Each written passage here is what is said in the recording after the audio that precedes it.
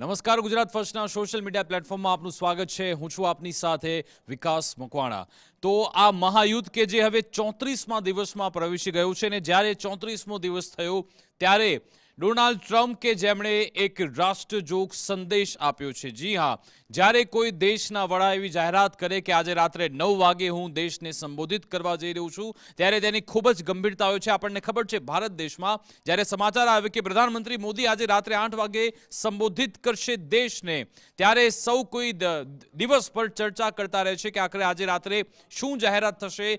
કંઈક આવો માહોલ વિશ્વભરમાં હતો કારણ કે ડોનાલ્ડ ટ્રમ્પની જાહેરાત હતી કે રાત્રે 9 વાગે એટલે કે ભારતીય સમય અનુસાર આજના સવારે 6:30 વાગે આસપાસ તે સંબોધન કરવાના હતા. પરંતુ અને જેવી એમની એ જાહેરાત આવી અને એવું લાગતું હતું કે ડોનાલ્ડ ટ્રમ્પ હવે એવી જાહેરાત કરશે કે ભાઈ હવે હું જોલો લઈને નીકળી રહ્યો છું અથવા તો આ યુદ્ધ વિરામ થવા જઈ રહ્યું છે અથવા તો હવે અમારી એક ડીલ ફાઇનલ થઈ ગઈ છે.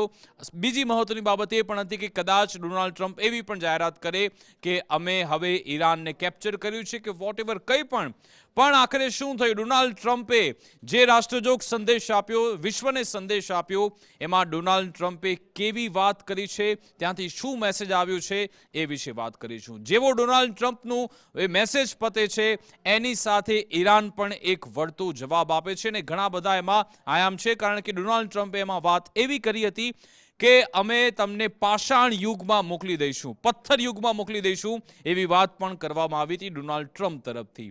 સાથે સાથે કેટલીક ડેડલાઇન આપવામાં આવી છે. ઈરાન શું જવાબ આપી રહ્યું છે, ઈરાને કેવા પ્રહાર કર્યા, ઇઝરાયલ અત્યારે ક્યાં છે.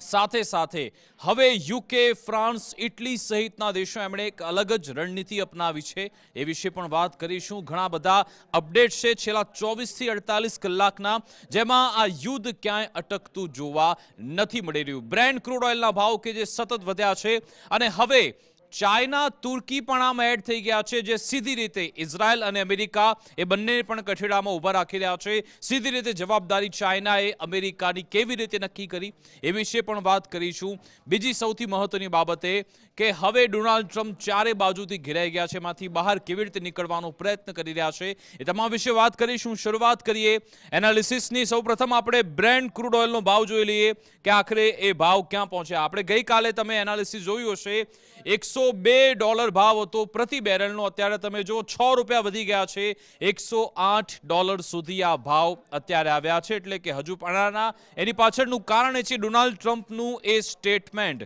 ડોનાલ્ડ ટ્રમ્પ તરફથી જે રાષ્ટ્રજોગ સંદેશ આપવામાં આવ્યો ત્યાંથી માર્કેટને કોઈ એવા સારા રિસ્પોન્સ ન મળ્યા, માર્કેટ એને ન વધાવ્યું, એના કારણે ત્યાં ભાવ વધ્યા છે. અને હવે અમેરિકાનું જે શેર બજાર છે એમાં પણ નેગેટિવ ઇમ્પેક્ટ જોવા મળી રહી છે. આ રીતની પરિસ્થિતિ છે. ડોનાલ્ડ ટ્રમ્પ તરફથી કાલે ઘણી બધી બાબતો કહેવામાં આવી હતી. સૌપ્રથમ એમણે વિશ્વ યુદ્ધને યાદ કર્યું, વર્લ્ડ વોર 1ને યાદ કર્યું, વર્લ્ડ વોર 2ની વાત એમણે કરી, એમણે કોરિયન યુદ્ધની પણ વાત કરી. ડોનાલ્ડ ટ્રમ્પે કહ્યું કે ઇરાક યુદ્ધ કેટલા સમય ચાલ્યું હતું. ડોનાલ્ડ ટ્રમ્પે એમ પણ કહ્યું વિયેતનામ યુદ્ધ કેટલા દિવસ ચાલ્યું હતું. ડોનાલ્ડ ટ્રમ્પ જ્યારે આ તમે જો ગઈકાલના એમના વિઝ્યુઅલ છે જ્યારે તે આવ્યા ખૂબ જ હતાશ જોવા મળ્યા હતા. એમની જે બોડી લેંગ્વેજ, આમ તો આવ્યા હતા રોબિનહુડની જેમ, પણ જ્યારે આવ્યા એમની સંબોધનની શરૂઆતથી ખૂબ લાચાર જોવા મળ્યા. એમના સંબોધનને લઈ પણ ઘણા બધા લોકો અમેરિકામાં પણ નિરાશ થયા હતા. ડોનાલ્ડ ટ્રમ્પે શું કહ્યું? વર્લ્ડ વોર 1 લાસ્ટેડ 1 યર, એટલે કે પ્રથમ વિશ્વયુદ્ધ 1 વર્ષ સુધી ચાલ્યું, 1 વર્ષ અને 7 મહિના 5 દિવસ. પછી કહી રહ્યા છે કે વર્લ્ડ વોર 2 વિશ્વયુદ્ધ 2 કેટલા દિવસ ચાલ્યું? 3 વર્ષ સુધી ચાલ્યું, 3 વર્ષ 8 મહિના અને 25 દિવસ. પછી કહી રહ્યા છે કે કોરિયન વોર કેટલા વર્ષ ચાલ્યું? તો કે 3 વર્ષ અને 1 મહિનો. પછી કહી રહ્યા છે વિયેતનામ યુદ્ધ કેટલા વર્ષ ચાલ્યું? 19 વર્ષ સુધી વિયેતનામ યુદ્ધ ચાલ્યું. ઇરાક 8 વર્ષ સુધી ચાલ્યું. એટલે ગણાવી રહ્યા છે કે આ તમામ મોટા યુદ્ધ કે જે વર્ષોના વર્ષ ચાલી રહ્યા છે. અને પછી કહે છે કે ઈરાન યુદ્ધ, we are in the military operation, એ આને યુદ્ધ નથી ગણાવી રહ્યા, એને મિલિટરી ઓપરેશન કહી રહ્યા છે. કેટલું પાવરફુલ છે against one of the most powerful countries for 32 days. એટલે કે આ તો 32 દિવસમાં જ અમે પૂરું કરી નાખ્યું એવી વાત કરવામાં આવી છે. પણ હવે સંકેત એ પણ છે કે શું ડોનાલ્ડ ટ્રમ્પ હવે આજે ઉપરના ઉદાહરણ આપ્યા એ અનુસાર વર્ષોના વર્ષ આ યુદ્ધને ચલાવવા માંગે છે, અથવા તો ડોનાલ્ડ ટ્રમ્પ એવું ઈચ્છી રહ્યા છે કે ભાઈ મારું તો હમણાં એ કાર્યકાળ પૂરો થઈ જશે, પછી આવનારા રાષ્ટ્રપતિ જોઈ લેશે કે આગળ શું કરવું કે નહીં. એટલે કે શું એ સંકેત ટ્રમ્પે આપ્યો છે કે આ યુદ્ધ ઓર લાંબુ ચાલવાનું છે. ને ગઈકાલે સંયોગ જુઓ, જેવો ડોનાલ્ડ ટ્રમ્પનો એ સંદેશ પત્યો, અમેરિકાનો એ રાત્રે 9 વાગ્યાનો ટાઈમ હતો, તહેરાનમાં સવારે 4 વાગ્યા હતા. ઈરાનના પ્રેસિડેન્ટ પજેશ્કિયાન એમના તરફથી કહેવામાં આવ્યું અમે 100 વર્ષ સુધી યુદ્ધ લડવા તૈયાર છીએ. તમે કહી રહ્યા છો 32 દિવસ, 100 વર્ષ સુધી પણ અમારી કેપેસિટી છે કે તમારી સામે જીંક લઈશું. આ રીતની પરિસ્થિતિ અત્યારે છે. ડોનાલ્ડ ટ્રમ્પે એક આ સંકેત આપ્યો કે અમે આ યુદ્ધ છે 32 દિવસમાં સમાપ્ત કર્યું છે. પણ હજુ પણ ડોનાલ્ડ ટ્રમ્પ ખુલીને નથી કહેતા, કારણ કે એમનું જે આખું 20 થી 22 મિનિટનું સંબોધન હતું એમાં બધી જ એ રિપીટેશન વાત હતી. We have destroyed their navy, we have destroyed their missile capacity, we have destroyed their nuclear weapon capacity. આવી જ વાતો રિપીટેશન એ લોકો એ કરતા રહ્યા હતા, જેને લઈ અમેરિકાના લોકો ખૂબ નિરાશ થયા. કારણ કે અમેરિકામાં એ પ્રાઇમ ટાઈમનું ખૂબ મહત્વ છે. પ્રાઇમ ટાઈમ એ સમયગાળો હોય છે ત્યારે લોકો પોતાના ઘરમાં પોતાની ફેમિલી સાથે હોય છે, એન્જોય કરતા હોય છે. ને એ આખો દેશ અમેરિકા ડોનાલ્ડ ટ્રમ્પને સાંભળી રહ્યું હતું. જો કે ત્યાંથી એમણે કોઈ એવી મહત્વની વાત ન કરી અને એ 20 મિનિટનું સંબોધન એમનું પતી ગયું. સાથે સાથે આ જે એમનું સંબોધન હતું એની સાથે એમણે એક ધમકી પણ આપી દીધી છે. આ ધમકી તમે જુઓ, if there is no deal, we are going to hit each and every one of their electric generating plants very hard and probably simultaneously. We have not hit their oil, even though that's the easiest target of all, because it would not give them even a small chance of survival or rebuilding. એટલે Donald Trump એક બાજુ કહી રહ્યા છે કે અમે એમની navy તબાહ કરી નાખી, એમની એરફોર્સ તબાહ કરી નાખી, એમની પાસે કોઈ લીડર રહ્યા નથી, એમની મિસાઇલ, ડ્રોન એ તમામ કેપેસિટી પૂર્ણ કરી નાખી છે. ને છતાં પણ હજુ કહી રહ્યા છે કે જ્યાં સુધી ડીલ નહીં થાય તો પછી અમે એવું એમને મારીશું ઈરાનને કે ક્યારે પછી ઊભું નહીં થશે કે એને પાષાણ યુગમાં મોકલી દઈશું, સ્ટોન એજમાં મોકલી દઈશું. એવી વાત પણ ડોનાલ્ડ ટ્રમ્પ તરફથી કહેવામાં આવી છે. એને લઈ ઘણી બધી ચર્ચાઓ પણ થઈ રહી છે. સવાલ એ થાય કે આખરે ડોનાલ્ડ ટ્રમ્પ કઈ એવી ડીલ ઈચ્છી રહ્યા છે. તમે જુઓ કે પહેલા જ્યારે સ્ટ્રેટ ઓફ હોર્મુઝની વાત આવી, એમણે કહ્યું કે અમેરિકા સ્ટ્રેટ ઓફ હોર્મુઝને બચાવશે, અમેરિકા એસ્કોર્ટ કરશે તમામ જહાજોને. પછી એમણે ચાઇનાને વિનંતી કરી, નાટોને વિનંતી કરી, યુરોપના દેશોને વિનંતી કરી, કોઈ આગળ ના આવ્યું, કોઈએ મદદ ન કરી. અને હવે કહી રહ્યા છે કે જો એ ઓલરેડી 6 એપ્રિલ સુધીની ડેડલાઇન તો આપી ચૂક્યા છે, પણ સામેથી કોઈ મચક નથી મળતી. જ્યારે ડોનાલ્ડ ટ્રમ્પ એમ કહે છે કે અમે વાતચીત કરી રહ્યા છે, અમારી એક રિસ્પેક્ટેબલ લીડર સાથે વાત થઈ રહી છે, તો ઈરાન જવાબ શું આપે છે? ઈરાન કહે છે કે ડોનાલ્ડ ટ્રમ્પ સપનામાં વાતો કરી રહ્યા છે, અમે તો જીવનમાં ડોનાલ્ડ ટ્રમ્પનો ચહેરો જોયો નથી, એ પોતે અંદર અંદર એકલા વાતચીત કરતા રહે છે, કોઈ ડીલની ક્યાંય વાતચીત છે નહીં. આ રીતની પરિસ્થિતિ છે. સાથે સાથે જ્યારે ડોનાલ્ડ ટ્રમ્પ તરફથી આ રીતના સ્ટેટમેન્ટ આપવામાં આવે, તમે જુઓ કે ગઈકાલે ઈરાનના પ્રેસિડેન્ટ મસૂદ પેજેશ્કિયાન એમણે પણ એક 4 પાનાનો લેટર લખ્યો છે. જો કે અહીંયા મહત્વની બાબત એ છે કે એમણે અમેરિકા ડોનાલ્ડ ટ્રમ્પને સંબોધીને આ પત્ર નથી લખ્યો, એમણે આ પત્ર અમેરિકાની જનતાને સંબોધીને લખ્યો છે. અને શું કહી રહ્યા છે? પેજેશ્કિયાન કહી રહ્યા છે એમની જનતાને કે ભાઈ અમારે અમેરિકન જનતા સાથે કોઈ લેવા દેવા નથી, ના અમે એમના દુશ્મન છીએ. અમારી દુશ્મની છે એ આ ટ્રમ્પ સાથે અને નેતન્યાહુ સાથે. અમે અમેરિકાની જનતા સાથે ઊભા છે ને તમારા જે માસૂમ બાળકો છે, તમારા એ દીકરા દીકરીઓ છે, એને આ લોકો મિડલ ઇસ્ટમાં યુદ્ધ માટે મોકલી રહ્યા છે. શેના માટે? કે ભાઈ એપ્સ્ટીન ફાઇલ્સમાં ડોનાલ્ડ ટ્રમ્પ ફસાઈ ગયા છે. એ એપ્સ્ટીન ફાઇલ્સનું એનું કાવતરું, એનું કાંડ બહાર ના આવે એટલા માટે એ અમેરિકન જનતાનો ભોગ લઈ રહ્યા છે. તમે આમાં સામેથી અવાજ ઉઠાવો, એવી વાત પેજેશ્કિયાન તરફથી કહેવામાં આવી હતી. સાથે સાથે જેવો ડોનાલ્ડ ટ્રમ્પનો આ મેસેજ પતે છે, IRGC તુરંત એક્ટિવ થાય છે. આ તમે જો ઓફિશિયલ એના પ્રવક્તા છે, એમના તરફથી કહેવામાં આવ્યું, you know nothing for our vast and strategic capabilities. એટલે કે તમે અમારી જે સ્ટ્રેટેજિક ક્ષમતા છે જે ખૂબ જ વિશાળ છે અને ડોનાલ્ડ ટ્રમ્પ કે અમેરિકા ઇઝરાયલ નથી સમજી શક્યું, અને એ પણ વાસ્તવિકતા આપણે જોઈ. 28 ફેબ્રુઆરીએ જે વોરની શરૂઆત થઈ હતી અને એવું કહેવામાં આવ્યું હતું કે 24 થી 48 કલાકમાં અમે અહીંયાથી નીકળી જઈશું, પણ હજુ પણ અહીંયા ડોનાલ્ડ ટ્રમ્પ ફસાયેલા છે, બહાર નીકળવાનો એમને રસ્તો નથી મળતો. ને ગઈકાલે આ જે ઘણા બધા એવા સમાચાર છે કે જેને બતાવવામાં નથી આવતા.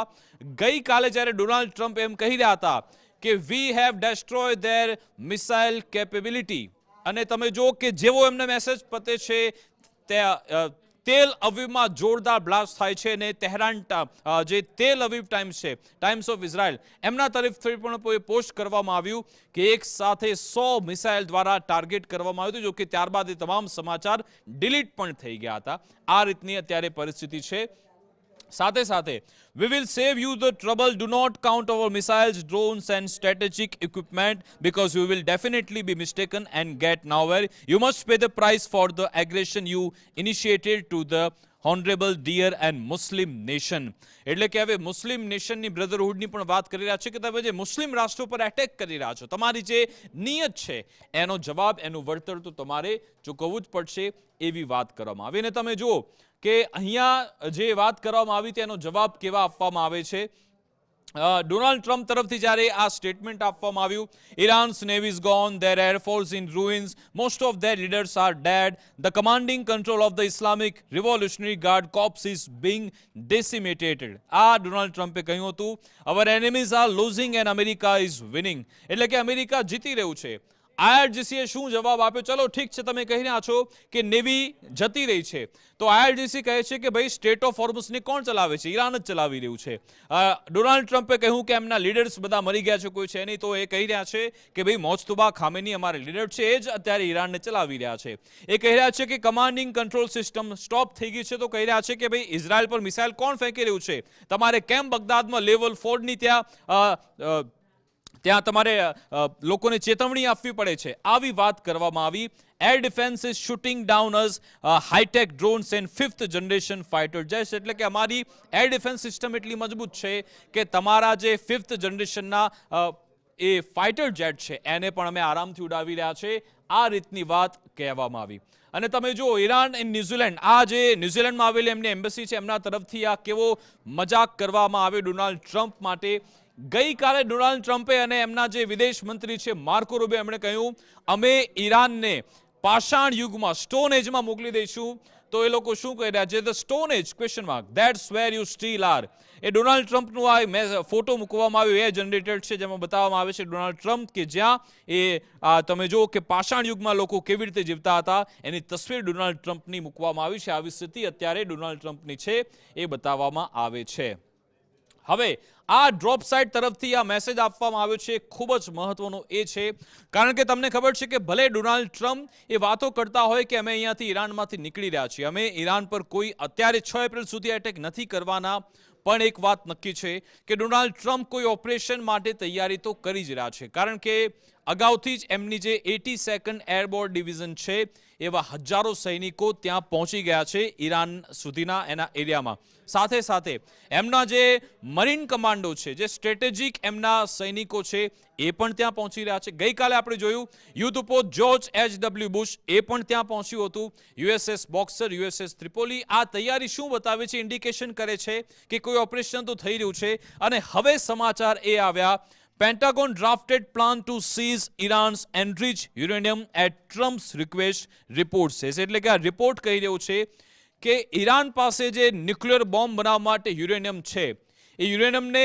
ઈરાન 60% સુધી એનરિચ કરી ચૂક્યું છે, લગભગ 460 કિલોગ્રામ જેટલો જથ્થો છે. હવે એ યુરેનિયમને લેવા માટે, એ એનરિચ જથ્થો લેવા માટે ટ્રમ્પ એક પ્લાન રિક્વેસ્ટ કરી રહ્યા છે, એટલે કે અમેરિકાના એ સૈનિકો ત્યાં જાય એ વિસ્તારમાં અને પછી એટલો જથ્થો લઈને આવતા રહે, એ રીતની તૈયારી પેન્ટાગોન કરી રહ્યું છે, એવી વાત છે. પણ લાગે છે કે ડોનાલ્ડ ટ્રમ્પ અહીંયા પણ થાપ ખાઈ રહ્યા છે. કદાચ એ વધારે જ એ હોલિવૂડ મૂવીના ઇન્ફ્લુઅન્સમાં લાગી રહ્યા છે, જ્યાં ફિલ્મમાં બતાવવામાં આવે છે કે એક ઓપરેશન તૈયાર થાય, હીરો આવે, પ્લેન ત્યાં કોઈ વિદેશની ધરતી પર ઉતારે ને પછી ત્યાંથી એ સફળતાપૂર્વક ઓપરેશન પાર પાડીને ખુશી ખુશી નીકળી જાય. પણ અહીંયા વાસ્તવિકતામાં એવું નથી, કારણ કે ઈરાન કે જે વર્ષોથી આવી તૈયારી, શું એક ડબ્બામાં થોડી એણે યુરેનિયમ મૂક્યું હશે? ઈરાન કે જે અલગ અલગ ભાગમાં યુરેનિયમને સંતાડી રાખ્યું ત્યારે બેઠું છે, સાથે સાથે અલગ એવા બંકરો છે, અનેક એવી ટનલ છે કે જ્યાં અમેરિકાના સૈનિકોને ખબર નથી કે ક્યાં જવું ને ક્યાં ન જવું. જો આવો પ્રયત્ન કરવામાં આવ્યો તો અમેરિકાને જોરદાર પછડાટ મળશે એવી તૈયારી છે, કારણ કે ગઈકાલે સીઆઈએના એક પૂર્વ અધિકારી છે, એમણે ઈરાન પ્રેસ ટીવી સાથે વાત કરી હતી. એમણે પોતે કહ્યું કે ઈરાન ઝૂકવાનું નથી, બતાવે છે કે ઈરાન લડતું રહેશે. એમણે એક સૂચક વાત એ પણ કરી કે જે એમનું નામ મને અત્યારે યાદ નથી આવી રહ્યું, પણ એમના તરફથી લેરી જોન્સન નામ છે એમનું, હા, એ સીઆઈએના પૂર્વ અધિકારી છે. એમના તરફથી કહેવામાં આવ્યું કે ભલે તમે ઈરાનને હરાવી પણ દો, પણ રોજે રોજ હુમલા તો થતા જ રહેશે, કારણ કે ત્યાં 10 લાખ સૈનિકો ઊભા છે ઈરાનમાં. અને જો અમેરિકાનો જે આંકડો છે એ લગભગ 50,000 જેટલા સૈનિકો એરિયામાં છે. વિચારો તમે, 50,000 વર્સિસ 10 લાખ, કેવી હાલત થઈ શકે છે. એટલે કે આ જો ઓપરેશન અમેરિકા ત્યાં જાય કે ઈરાનની ધરતી પર ઉતરે, એમના કમાન્ડો અને યુરેનિયમ લેવાની વાત કરે, તો એમાં પણ એમને પછડાટ મળશે, એ વાત નક્કી છે. હવે તમે જુઓ કે આ રીતના એટેક ઘણા બધા ઈરાન પણ થઈ રહ્યા છે.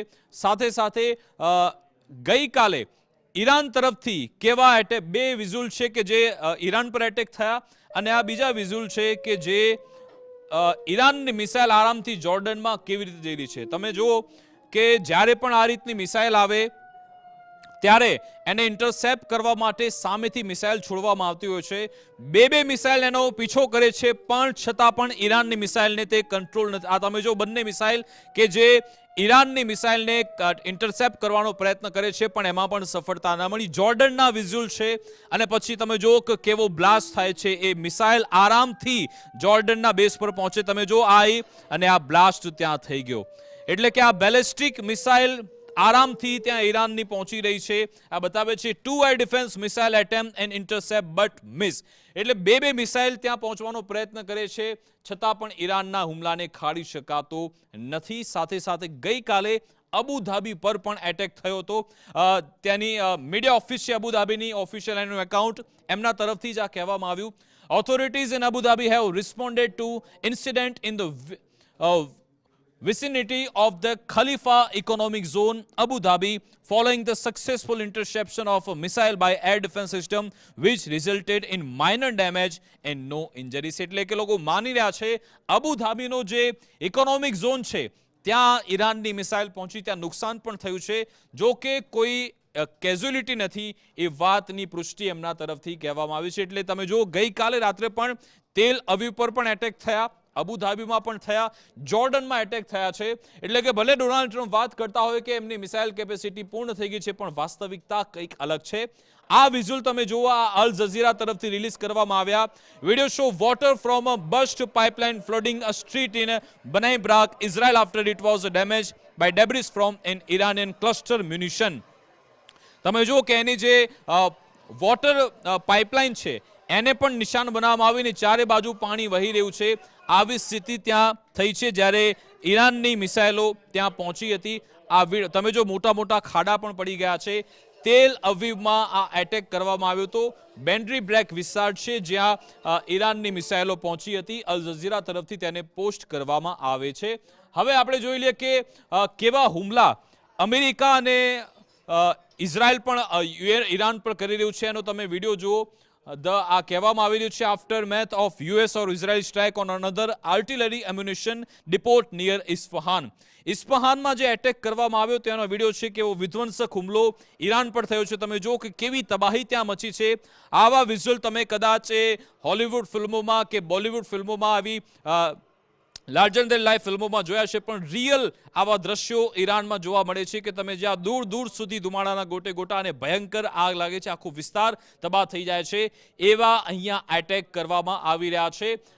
અમેરિકા અને ઇઝરાયલ તરફથી. બીજો પણ એક વિડીયો છે, eyewitness video showing giant smoke plumes rising towards the sky after reports of an attack of military installation in Iran's Isfahan province. એટલે કે જેટલા પણ એ મિલિટરી ઇન્સ્ટોલેશન આવેલા છે ઈરાનના, ત્યાં અમેરિકા અને ઇઝરાયલ સતત હુમલો કરી રહ્યા છે. તેના વિઝ્યુઅલ તમે જો સામે આવ્યા. કેવી તબાહી અહીંયા અમેરિકા સતત મચાવી રહ્યો છે. એટલે કે આ વાતચીતની વચ્ચે બંને દેશ તરફથી હુમલા તો થઈ જ રહ્યા છે. આ ઈરાનના ઇસ્ફહાનના દ્રશ્યો છે 1 એપ્રિલ 2026ના, જેને રોયટર્સ તરફથી રિલીઝ કરવામાં આવ્યા છે. આ રીતની પરિસ્થિતિ છે. હવે વાત કરીએ કે વધુ એક દેશ કે જેણે સીધી રીતે ના પાડી છે ખુલ્લેઆમ કે અમે આ યુદ્ધમાં અમારે કોઈ લેવા દેવા નથી, અમે આ યુદ્ધમાં કોઈની પણ સાથે નથી ને અમે યુદ્ધમાં જોડાવા નથી માંગતા. દેશ કયો છે? આ દેશ છે બહેરીન. જી હા, બહેરીનનું જે વિદેશ મંત્રાલય છે એમના તરફથી એક શોર્ટ એન્ડ સ્વીટ ટ્વીટ મૂકવામાં આવ્યું છે. We maintain our position of not being drawn into a war in which we are not party. Bahrain કહી રહ્યું છે કે અમે આ યુદ્ધમાં લાવવાનો ખૂબ પ્રયત્ન થઈ રહ્યો છે, પણ અમે આ યુદ્ધમાં નથી જોડાવા માંગતા, ના અમે કોઈ એક પક્ષકાર બનવા માંગીએ છીએ. સીધી રીતે બહેરીને આમાં ના પાડી છે. અને એની પાછળનું કારણ એ પણ છે કે બહેરીન પર પણ ઈરાન જોરદાર એટેક કરી રહ્યું છે ને તમે જોયું કે સ્ટ્રેટ ઓફ હોર્મુઝને તો લોક કરીને બેઠું છે, એનો ઉપયોગ પણ કરવાનું છે ને બહેરીનને ઈરાનની ગુડવિલ જોઈએ છીએ એટલા માટે જ આ રીતના મેસેજ બહેરીન તરફથી આપવામાં આવી રહ્યા છે. હવે હું વાત કરી રહ્યો હતો કે ચાઇના સીધી રીતે અમેરિકાને રોકડું પરખાવી રહ્યું છે. આજે પહેલી વાર ચાઇના તરફથી અમેરિકાનું નામ લઈને કહેવામાં આવ્યું કે આ જળ મૂળ તો અમેરિકા જ છે. સ્ટ્રેટ ઓફ હોર્મુઝ કે જે અત્યારે લોક છે ઈરાન તરફથી, અને ડોનાલ્ડ ટ્રમ્પ ગઈકાલે પણ 2 દિવસથી કહી ચૂક્યા છે કે ભાઈ સ્ટ્રેટ ઓફ હોર્મુઝને અમારે શું લેવા દેવા, જેને તેલ જોઈતું હોય જાતે ઈરાન સાથે વાત કરી લે, જેને તેલ જોઈતું હોય સ્ટ્રેટ ઓફ હોર્મુઝ ઓપન કરાવે અને તેલ લઈ લે, અમારે આની સાથે કોઈ લેવા દેવા નથી. આજે ચાઇનાએ કહી દીધું. AFP ન્યૂઝ એજન્સીએ આ રિપોર્ટ બતાવ્યો છે કે China says US Israeli attacks on Iran are the root cause of the Hormuz blockage. એટલે કે સીધી રીતે ચાઇના ઈરાનના સમર્થનમાં આજે સ્ટેટમેન્ટ આપી રહ્યું છે અને કહ્યું કે આ સ્ટ્રેટ ઓફ હોર્મુઝની એની જવાબદારી કોની છે? ઇઝરાયલ અને અમેરિકાની છે. એમણે જે ઈરાન પર એટેક કર્યો એના કારણે જ આ હોર્મુઝ બ્લોક થયેલું છે. ન માત્ર ચાઇના પરંતુ હવે જો તુર્કી, અર્દોગાન ખુલીને સામે આવ્યા અને એમણે ઇઝરાયલને આ બાબતે જવાબદાર ઠેરવ્યું છે. Turkish President Erdogan on Iran, the primary party responsible for this unlawful war, which has not only turned our region into a place of devastation but also imposed a heavy economic burden on all of humanity, is the Israel government, which is addicted to conflict, chaos and crisis. અર્દોગાન આ વાત કરી રહ્યા છે કે આ આખા રિજનમાં અહીંયા જે માનવતા પર એક મોટો ખતરો છે, ઇકોનોમિક એક બર્ડન આવેલું છે, અહીંયા જે અશાંતિ ફેલાય છે એનું જવાબદાર કોણ છે? ધ ઇઝરાયલી ગવર્મેન્ટ, ઇઝરાયલી સરકાર જવાબદાર છે. તેવી વાત પણ અર્દોગાન તરફથી કહેવામાં આવી છે. એટલે કે ચાઇના અને તુર્કી બંને સીધી રીતે અમેરિકા અને ઇઝરાયલ બંનેને સંભળાવી રહ્યા છે. હવે એક બાદ એક આ લોકો નિવેદન આપી રહ્યા છે. બીજી સૌથી મહત્વની બાબત, ઇન્ડિયામાં ભારતમાં જે ઈરાનની એમ્બેસી આવેલી છે એમના તરફથી આ ટ્વીટ કરવામાં આવ્યું છે સ્ટ્રેટ ઓફ હોર્મુઝને લઈ. શું કહેવામાં આવ્યું? Iran's foreign minister Syed Abbas Araghchi says only Iran and Oman will decide the future of the Strait of Hormuz. એટલે એ લોકો કહી રહ્યા છે કે ઇન્ડિકેશન આપ્યું છે, સંકેત આપ્યો છે કે હવે સ્ટ્રેટ ઓફ હોર્મુઝનું ભવિષ્ય કેવું રહેશે. એમણે કહ્યું, ઓફિશિયલ સ્ટેટમેન્ટ છે કે ઈરાન અને ઓમાન એ બંને દેશ નક્કી કરશે કે સ્ટ્રેટ ઓફ હોર્મુઝને કેવી રીતે ચલાવવું, તેને કેવી રીતે આગળ લઈ જવું. આ ખૂબ જ બોલ્ડ સ્ટેટમેન્ટ છે. એનો મતલબ કે શું ઓમાન અને ઈરાન એ બંને સાથે મળીને કોઈ એક પ્લાન ઘડી રહ્યા છે અને ઓમાનનો જો સપોર્ટ અહીંયા મળી જાય, તમે વિચારો કે જે અહીંયા પ્રયત્ન થઈ રહ્યો છે અમેરિકા તરફથી, આપણે એ મેપમાં પણ જોઈએ કે અહીંયા આવેલું છે ઓમાન અને આ છે ઈરાન, સ્ટ્રેટ ઓફ હોર્મુઝ. જો અહીંયાથી અમેરિકા એમના જે યુદ્ધપોત નીકળવાનો પ્રયત્ન કરે અથવા તો કોઈ પણ ઓપરેશન ચલાવવાનો પ્રયત્ન કરે, ઓમાન સીધી રીતે ઈરાનને સપોર્ટ કરી શકે છે. અહીંયા અમેરિકાને પણ પહેલા ઓલરેડી એમના યુદ્ધપોતને નુકસાન તો ઈરાને પહોંચાડ્યું જ હતું, પણ જો હવે ઓમાનની પણ એમને સહાયતા મળી જાય તો અમેરિકા માટે ઓર ખતરો વધી શકે છે. એટલા માટે જ હવે ઈરાન તરફથી એ કદાચ એક સ્ટ્રેટેજિક રીતે રસ્તો અપનાવવામાં આવ્યો કે આપણે ઓમાનને પણ સાથે લઈ લઈએ. હવે સ્ટ્રેટ ઓફ હોર્મુઝમાં આખરે કેટલું નુકસાન થયું છે એનો રિપોર્ટ આવ્યો છે. ADNOC ગ્રુપ દ્વારા આ રિપોર્ટ બહાર પાડવામાં આવ્યો કે narrow shipping passage a global economic lifeline the strait of Hormuz. 21 માઇલનો આ એક સ્ટ્રેટેજિક લાઇફલાઇન, એક રૂટ છે. ત્યાં કેટલું નુકસાન થયું છે તમે જુઓ. What moves through the 33 kilometre strait, અહીંયાથી શું નીકળે છે તો 35% ક્રૂડ ઓઇલ આ એરિયામાંથી નીકળે છે. 30% LPG of global LPG C Born trade અહીંયાથી થાય છે. રિફાઇન્ડ ફ્યુલ્સ, જે ક્રૂડ ઓઇલ છે એને રિફાઇન કરીને અહીંયાથી કેટલો જથ્થો નીકળે છે 20% jet fuel, 10% diesel of global C Born trade. સાથે સાથે energy price increase, travel cost rise. આ વાત એમના તરફથી કહેવામાં આવી. અને ફર્ટિલાઇઝરની વાત કરીએ તો 55% સલ્ફર, 30% યુરિયા, 25% એમોનિયા એ પણ આ રૂટ પરથી જ નીકળે છે. અને તમે જુઓ કે ભારતમાં પણ એ ચિંતા છે કે હવે જ્યારે વાવણીની સિઝન છે, ખેડૂતોને ફર્ટિલાઇઝર જોઈશે, ખેડૂતોને બિયારણ જોઈશે, અને જો આ એરિયા જો બ્લોક રહેશે તો ભારતમાં પણ શું, જે રીતે પેટ્રોલ ડીઝલની વાતચીત થઈ રહી છે બિયારણ માટે, ફર્ટિલાઇઝર માટે, એને લઈને પણ શું ચિંતા વધશે કે કેમ, એક મોટો સવાલ છે. હવે સ્ટ્રેટ ઓફ હોર્મુઝ ઓપન થઈ જાય એ માટે બ્રિટન એક તૈયારી કરી રહ્યું છે. આ બ્રિટનના છે પ્રધાનમંત્રી સ્ટારમર, એમના તરફથી કહેવામાં આવ્યું છે એક સાથે 32 દેશો, યુકે તરફથી કહેવામાં આવ્યું 32 દેશો આ માટેના પ્રયત્ન કરશે સ્ટ્રેટ ઓફ હોર્મુઝને ઓપન કરવા માટે. The United Kingdom is hosting a meeting with the following countries to discuss the situation in strait of Hormuz. કયા દેશો છે? Albania, Australia, Bahrain, Bulgaria, Canada, Chile, Croatia, Czechia, Denmark, Estonia, Finland, France, Germany, Italy, Japan, Kosovo, Latvia, Lithuania, Marshall Iceland, Moldova, Montenegro, New Zealand, Nigeria અને Norway, Panama, Portugal, South Korea, Romania, Slovenia, Sweden, Netherland, Trinidad and Tobago, United Arab Emirates, UAE પણ આમાં સમાવેશ છે. 32 દેશો એક સાથે મળીને straight of હોર્મુઝને open કરવા માટે પ્રયત્ન કરશે.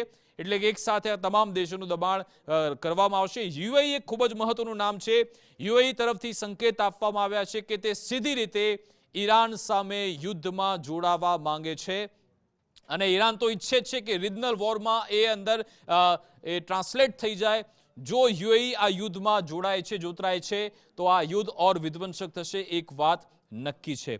હવે તમે છેલ્લા 2-3 દિવસથી સમાચાર જોતા હશો કે નાટો સંગઠન કે જે અમેરિકાને મદદ નથી કરી રહ્યા, ડોનાલ્ડ ટ્રમ્પ કે જેમને સીધી રીતે કહી રહ્યા છે કે અમે કોઈ મદદ નહીં કરીએ, ના અમારા એરબેસનો તમે ઉપયોગ કરી શકો મિલિટરી, કે ના તમારું એરસ્પેસ પણ અમારું બંધ રહેશે, કોઈ પણ જહાજ અમારાથી પસાર નહીં થાય.